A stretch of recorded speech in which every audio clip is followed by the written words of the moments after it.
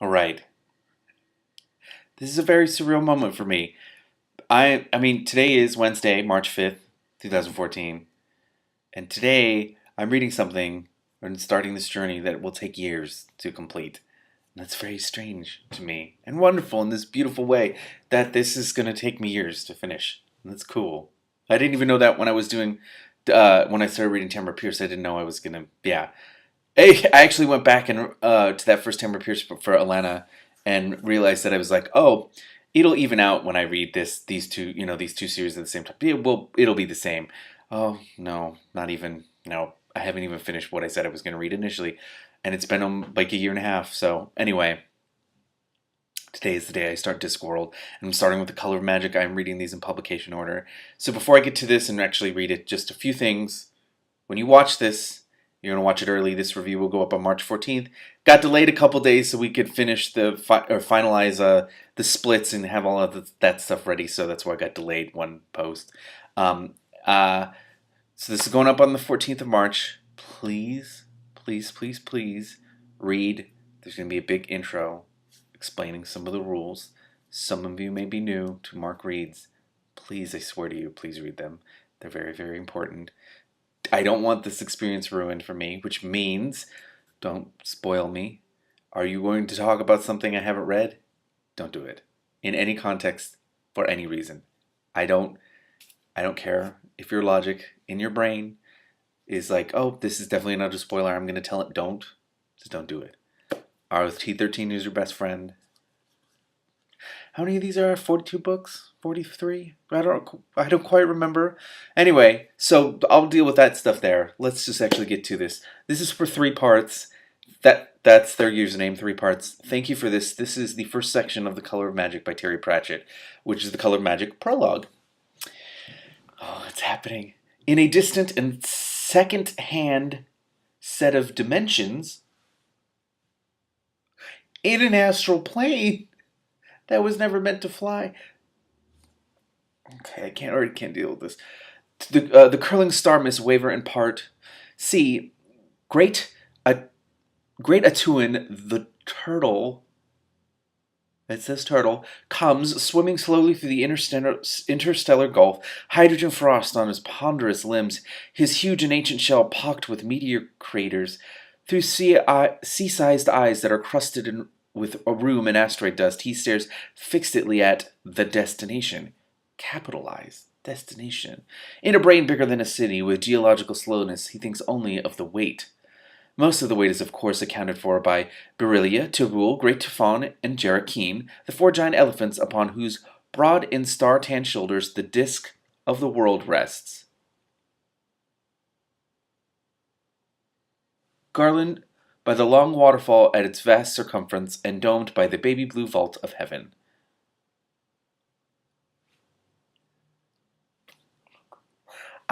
So you'll read. I actually wrote it down before I started this. I wrote down what I knew about Discworld, which is that Terry Pratchett wrote it, and the world is a disc because it's called Discworld. So I was technically right about that. Hold on. 4 giant elephants. Where are they? Where are they? Oh, the weight is on. So the weight. What? So there's a turtle, 4 elephants, a world shaped like a disc with waterfall at its vast circumference, domed by a blue vault of heaven. I'm gonna need to see a fucking picture of this shit. Astropsychology has been, as yet, unable to establish what they think about. Has anyone asked them? Can you ask them? The Great Turtle was a mere hypothesis until the day the small and secretive kingdom of Cruel, whose rimmost mountains project out over the rimfall, built a gantry and a pulley arrangement at the tip of the most precipitous crag, and lowered several observers over the edge in a quartz-windowed brass vessel to peer through the mist veils. It's literally a flat disc. Oh my god! The early astrozoologists, hauled back from their long dangle by enormous teams of slaves, were able to bring back much information about the shape and nature of Atuin and the elephants, but this did not resolve fundamental questions about the nature and purpose of the universe. For example, what was Atuin's actual sex? This vital question, said the astrozoologist with mounting authority, would not be answered until a larger and more powerful gantry was constructed for a deep space vessel. In the meantime, they can only speculate about the revealed cosmos. There was, for example, the theory that Atuan had come from nowhere and would continue at a uniform crawl or a steady gait into nowhere for all of time. This theory was popular among academics. Of course it was, because it's academics. An alternative favored by those of the religious persuasion was that Atuan was crawling from the birthplace up to the time of mating, as were all the stars in the sky, which were obviously also carried by giant turtles. When they arrived, they would briefly and passionately mate, for the first and only time. From that fiery union, new turtles would be born to carry a new pattern of worlds. This was also known as the Big Bang hypothesis. I need to push my computer away. I need to wait.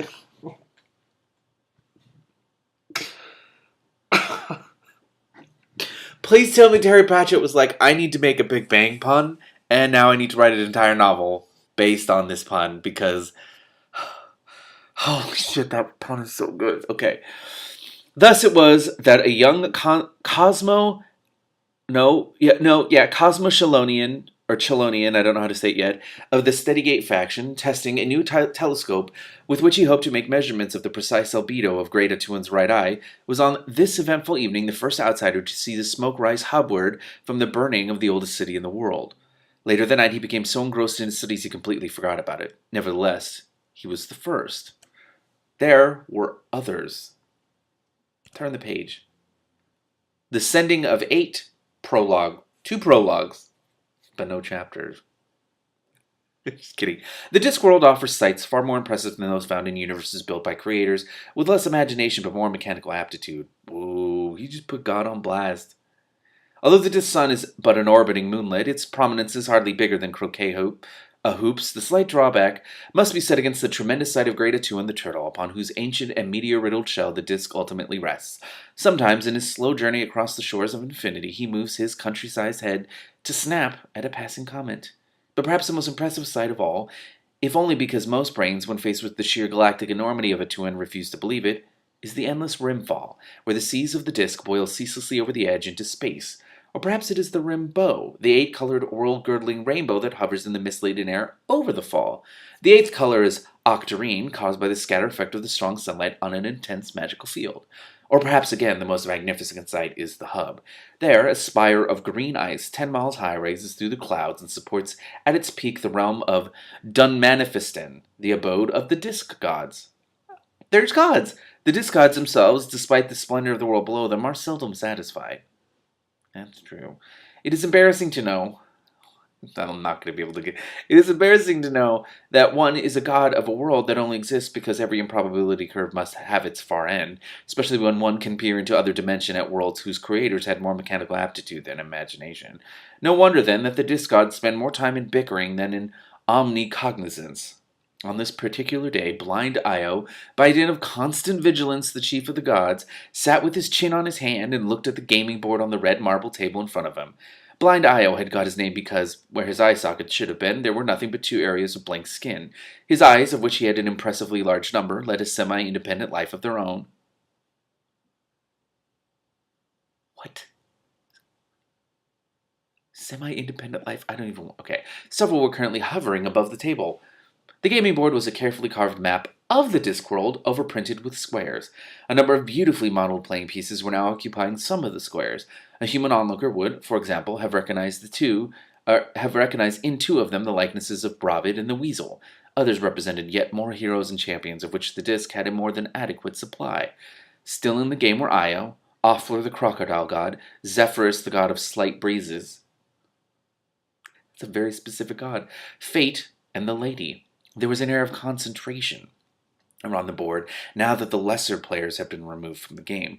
Chance had been an early casualty, running her hero into a full house of armed gnolls, the result of a lucky throw by Offler, and shortly afterward Knight had cashed his chips, pleading an appointment with Destiny. Several minor deities had drifted up and were kibitzing over the shoulders of the players. Side bets were made that the Lady would be the next to leave the board. Her last champion of any standing was now a pinch of potash in the ruins of still-smoking Ankh-Morpork. I said it wrong. Ankh-Morpork. And there were hardly any pieces that she could promote to first rank. Blind Io took up the dice box, which was a skull whose various orifices had been stoppered with rubies, and with several of his eyes on the Lady, he rolled 3 5s. She smiled. This was the nature of the lady's eyes. They were bright green, lacking iris or pupil, and they glowed from within. The room was silent as she scrabbled in her box of pieces and, from the very bottom, produced a couple that she set down on the board with 2 decisive clicks. The rest of the players, as one god, craned forward to peer at them. "A renegade Whifford and foam fort of clerk," said Offler the crocodile god, hindered as usual by his tusks. "Well, really!" With one claw he pushed a pile of bone-white tokens into the center of the table. The lady nodded slightly. She picked up the dice cup and held it as steady as a rock, yet all the gods could hear the 3 cubes rattling about inside. And then she sent them bouncing across the table. A 6, a 3, a 5. Something was happening to the 5, however. Battered by the chance collision of several billion molecules, the dice flipped onto a point, spun gently, and came down on a 7. Blind Io picked up the cube and counted the sides. "Come on," he said wearily. "Play fair." What the fuck am I reading? Okay. Okay. Oh, now I turn and it says 1, the color of magic. What game is that? Okay. I don't even know what to say about that because I don't know what's going on. Fire roared through the bifurcated city of Ankh-Morpork. Where it licked the wizard's quarter, it burned blue and green and was even laced with strange sparks of the 8th color, octarine. Where its outriders found their way into the vats and oil stores all along Merchant Street, it progressed in a series of blazing fountains and explosions. In the streets of the perfume blenders, it burned with a sweetness. Where it touched bundles of rare and dry herbs in the storerooms of the drug masters, it made men go mad and talk to God.